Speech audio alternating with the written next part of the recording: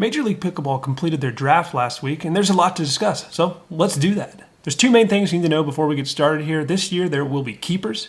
In the past, if you drafted a really bad team, it didn't really matter. There was going to be a redraft in 6 months, and people would just, kind of forget.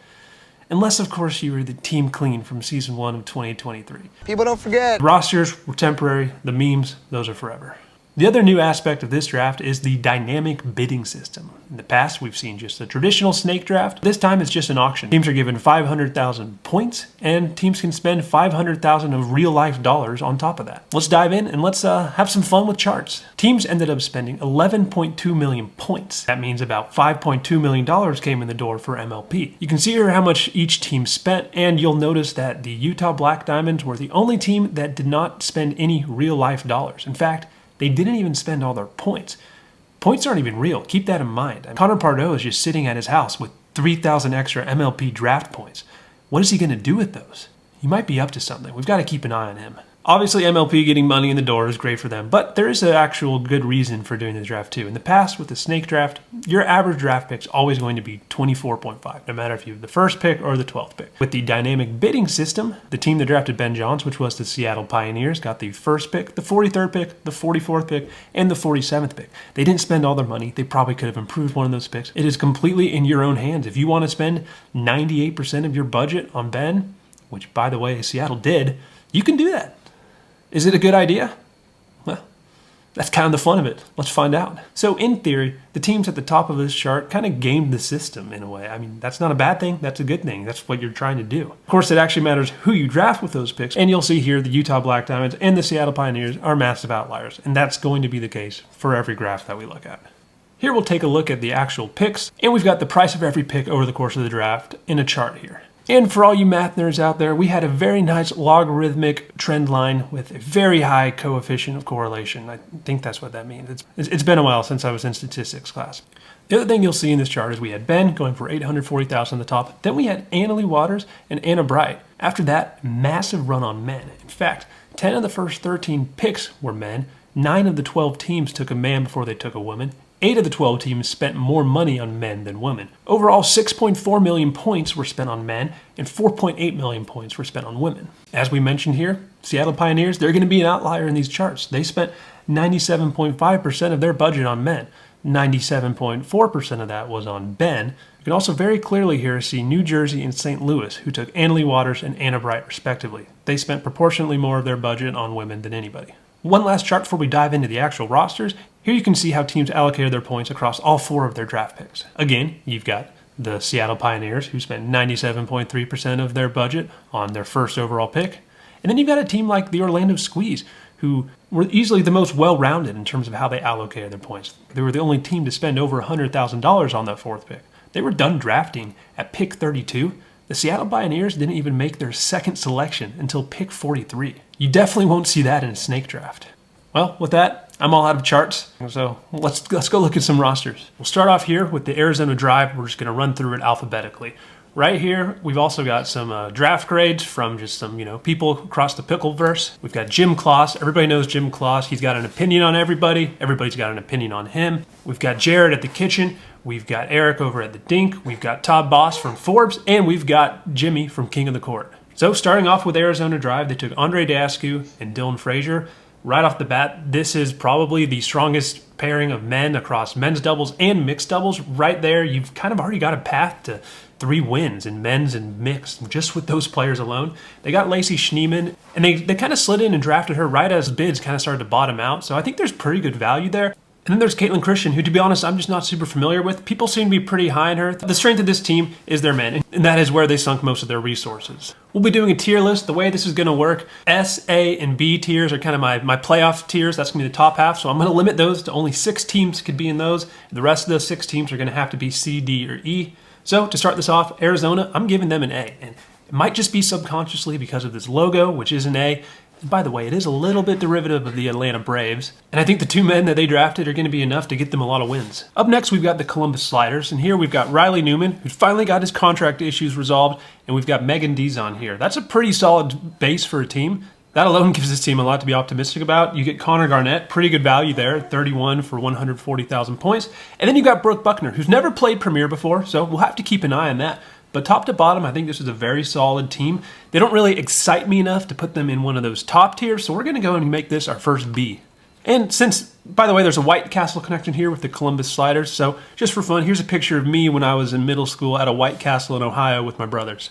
Up next, we've got the Dallas Pickleball Club, who, I'm just going to come out and say, have the absolute most boring logo in the entire league. I think they can do better. I think we can all do better. So with that out of the way, let's talk about the actual team. There seems to be a consensus here. People are very high on this team. And just looking at them, you wouldn't guess that they only spent 881,000 points. You got to give them some bonus points for that. J.W. Johnson fell to the 12th overall pick. That was probably the biggest surprise to me of this entire draft. He's kind of not the biggest high-energy, rah-rah cheerleader type, and I think he's probably getting dinged for that there.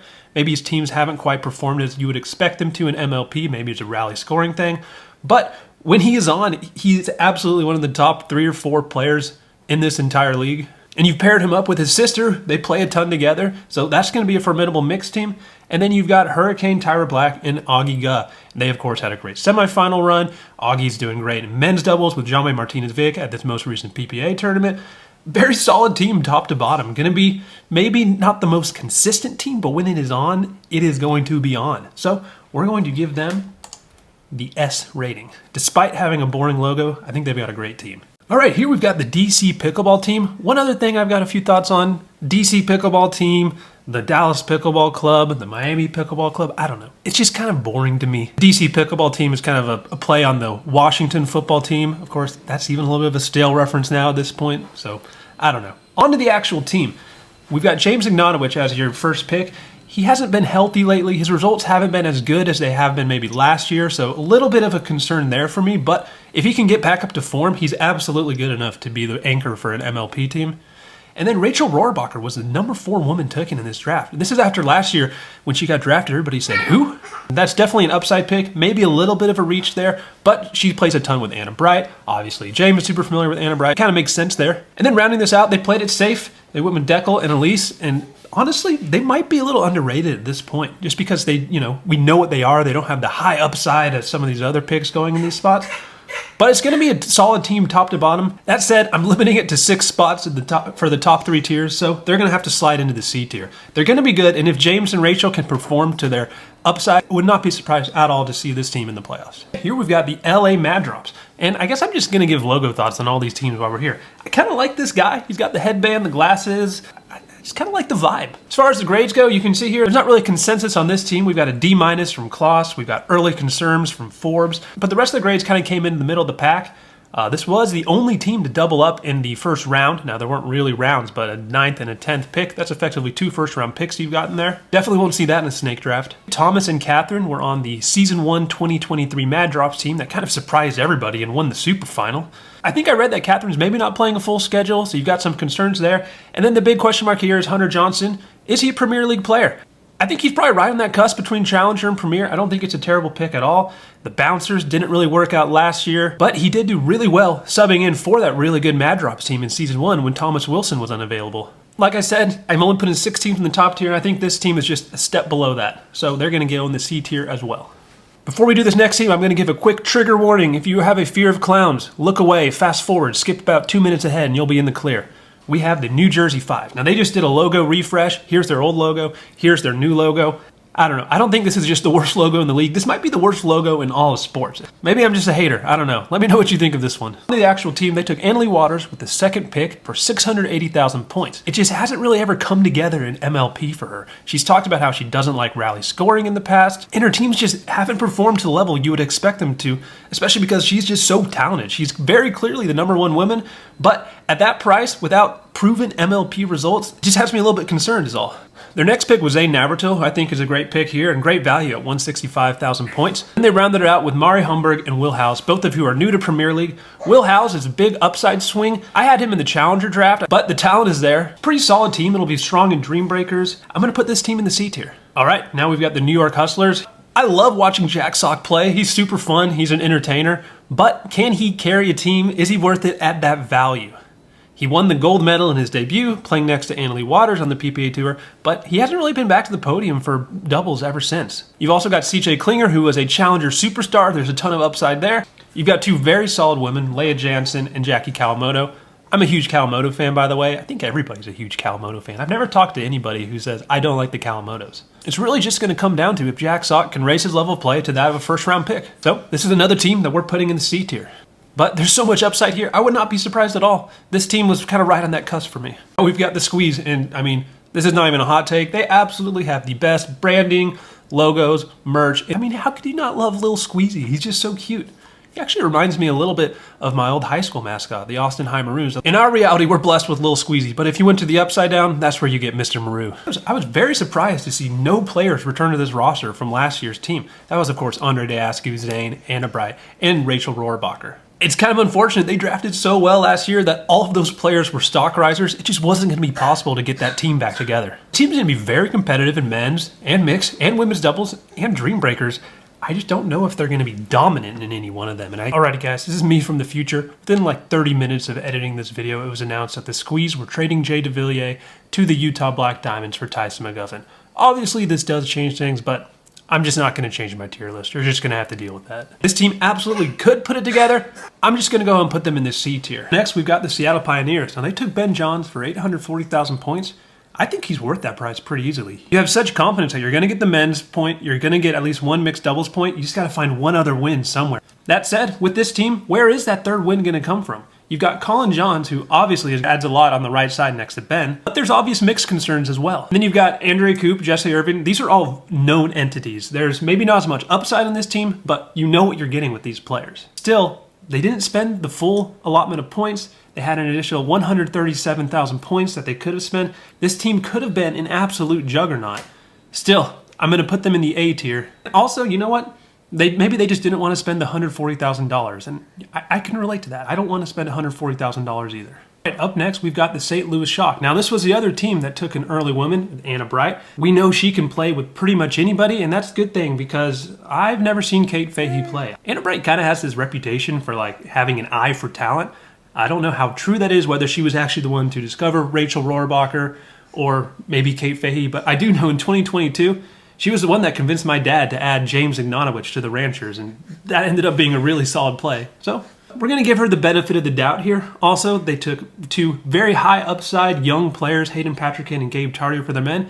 They're high upside, but they also are proven win-now players too. I'm a huge Anna Bright fangirl. 2022 Ranchers, that whole team, I love them. We're going to slide this team in the B tier. They're going to be the fifth of my teams that I'm picking for the playoffs. And up next, we've got the Texas Ranchers. Now, you didn't know, I am incredibly biased towards this team. My dad was one of the original owners and the GM. He took a backseat in drafting this year. They brought in Ryan DeWidgeon to make the picks. And this team was a little bit polarizing. You have the Kitchen, Jared giving them a D-. You have Forbes saying there are some early concerns, but then you've got Jim Kloss, the Dink, and King of the Court all being very high in this team. And I gotta say, I'm very high in this team too. Again, extreme bias alert. But it basically comes down to if you believe in the upside of Christian Alshon to continue his trajectory and end up being one of the top doubles players in the world, then you're going to like this team. And on a lesser scale, this is the same question about Tina Pisnik. Do you believe in her ability to continue to improve? If you like that, then you are absolutely sold on this team, and you probably think that they are stacked because Etta Wright is the fifth woman off the board. I think she absolutely is a top 5 woman. And you've got Pablo Tejas late. That is tremendous value there. And to me, this is why the men, men draft strategy feels like the strongest play to me. There were just so many men that fell in the Challenger that I would have been comfortable and confident with sliding into that 4th spot. We're going to put the Ranchers into the A tier. They are the last team that we are sliding into a playoff spot. And we are going to note the extreme bias. Last and least, we've got the Utah Black Diamonds. Like I said earlier, they didn't spend any money. They didn't spend all their points. This was unanimous across the board of all the draft grades. MLP is kind of pay to win right now, and they just didn't pay. Also, the men's doubles team chemistry is concerning at best. I mean, these are all good players. They didn't make a pick until pick 19. They sat out half the draft. So we're going to drop them all the way down into the E tier. And just for good measure, to make sure nobody takes this video too seriously, I'm going to go ahead and slide myself into the F tier. That's right, there's a secret tier I was hiding the whole time just for myself. This just feels like home. That wraps up my tier list. Let me know where you think I'm overrating, underrating teams. Did I make any egregious picks? And did I say anything that was completely wrong? Let me know in the comments. That's all I got for y'all. Don't worry, we'll get back to our normal 1-minute podcast content. If you enjoyed, go ahead and like, subscribe, share, etc. Boom.